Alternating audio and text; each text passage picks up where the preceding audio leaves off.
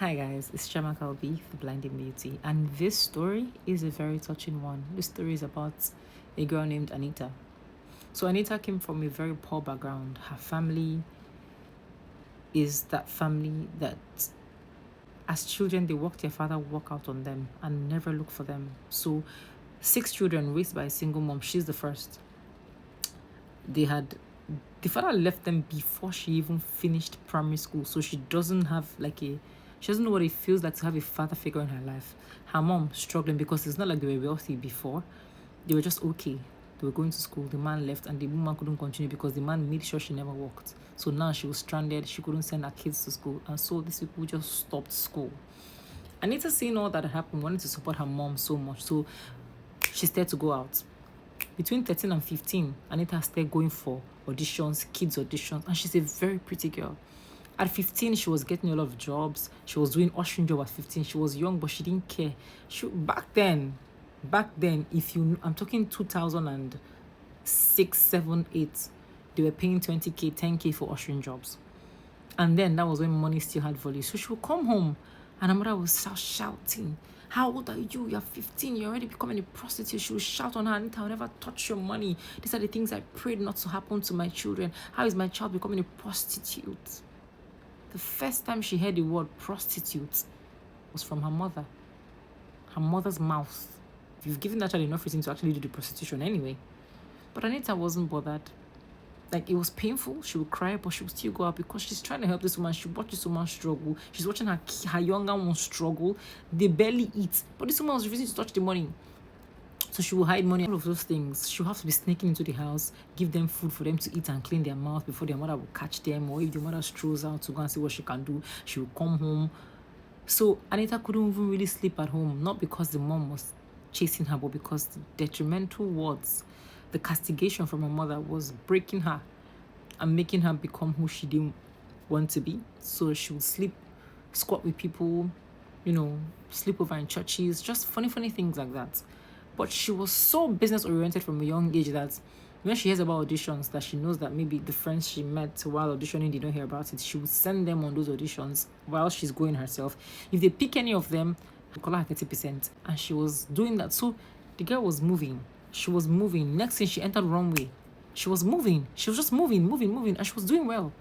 And because of her character, how determined she was, Anita will hear one word from me today. That word has stuck to her for life. She understands it. She knows how to use it in a sentence. She was a fast learner. So you wouldn't even know that this girl stopped at primary school and did not finish the primary school. So one of the days when she went for an audition, she was the one in charge of the list for people that write their names, people that were coming in after, giving out numbers. She was just coordinating them because auditions can be very rowdy and noisy. If you've been to many auditions, you will know. So she was very coordinated. She was taking care of them. She exhibited very great leadership skills. And the man was just there watching her, and he owned the company. So he was very impressed. So when they selected her, but he selected her for a reason aside doing the job. He wanted her to intern in his company.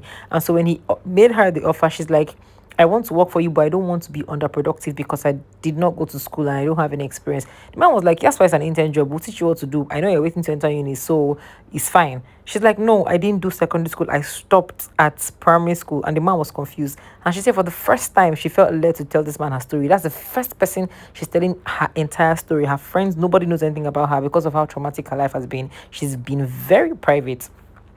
So she told the man everything, and the man said the offer still stands. So she's like, "Please, would you follow me to see my mom so that we can tell her, so that she will understand?" The man said yes. So the man took her to see her mom. And the moment the woman saw the car, she started shouting, "I've told you to live this life alone. Now you have the audacity to bring your sugar daddy to my house.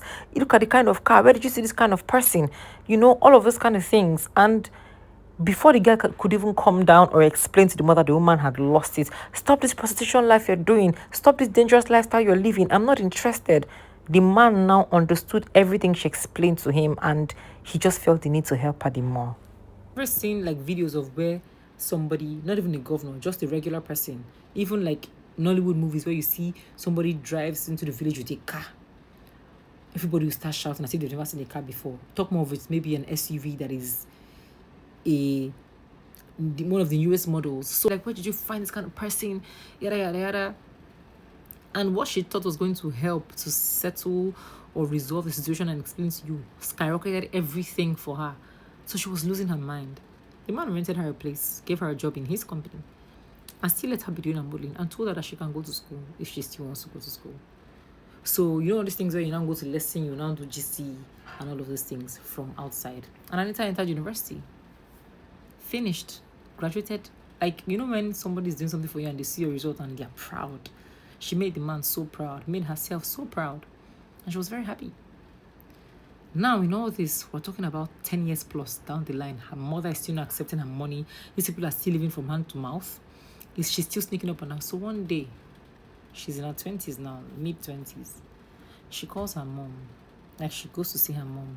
Her mom is shouting and she told her, you see, I'm now older. We need to have a conversation, adult to adult. Those things you said to me or you said to me were enough to shape my life forever or dent me forever. But I'm here to have a conversation with you. So you're going to sit down. I don't need you to believe me. I just need you to hear me. Whatever you choose to do after that is your business. You don't have to believe me. You don't have to love me. But hear me out. So she sat her mother down with her siblings this time and told her mother everything from the first day she left the house at 13, where she went to, kind of jobs she has done, everything she has done. She said up till date, never slept with any man for money. Like, I've never sold my body for money. All I've done is work like somebody who didn't have a childhood. I've worked even more than some people that have 10 years working experience because I was jumping one bus, one audition. Sometimes in a day, I go for as much as 7 auditions in different locations. Some on the mainland, some at the island, some are here, some are at different times. So I have to fly here and fly. And I did this just to support you because I saw what you were going through. And all you did was castigate me and make me feel less of a human being. You made me even feel like people can't make money legitimately because you just felt like for me to be seeing money was prostitution. And she asked her mother, how much is the money I was seeing that you were accusing me of prostitution? Was it millions? Was it even hundreds of thousands? 10,000, 20,000 from ushering job if I do 3 in a week. If I even see 3 in a week to do. So what is it that I was doing that made you feel like I was doing prostitution? If I was doing prostitution and I was bringing 10,000, you should be ashamed of me if I was doing that. So what is the money? I know we were poor, but is it that bad that how much is the money I was bringing that you would think that this prostitution I was giving me that kind of little money that I was bringing home? The mother kept quiet. When Anita finished giving her a piece of her mind, telling her everything she did, the things you accused me of were enough reason. Like, because if you accused me of it, I must as well go ahead and do it, you know? But I still didn't do it. I still respected you, respected the morals you've instilled in me, all of those things.